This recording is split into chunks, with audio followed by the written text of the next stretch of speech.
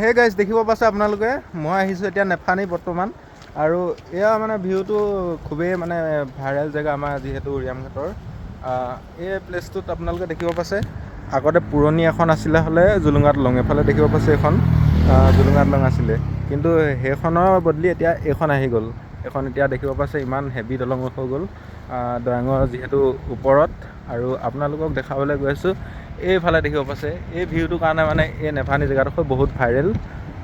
এয়া হৈ গ'ল মানে একদম পাহাৰৰ ওপৰেদি যিটো মানে পানী বৈ আহে এইখনেই হ'ল নদীখন দেখিব পাইছে ইমানেই ধুনীয়া মানে প্ৰাকৃতিক পৰিৱেশৰ মাজত এতিয়া মই বৰ্তমান উপস্থিত আছোঁ। দেখিব পাইছে খুব ধুনীয়া এটা পৰিৱেশ বহুত ভাল লগা মনোমোহা পৰিৱেশ মানে আৰু দেখিব পাইছে এতিয়া বাটহে এতিয়া বৰ্তমান মানে পানীবিলাক বহুত মানে বাঢ়ি আছে আৰু যেতিয়া মানে আপোনাৰ জানুৱাৰী হয় নতুন বছৰ হয় সেইটো টাইমত মানে ইয়াত মানে যথেষ্ট মানুহ ভিৰ হয়।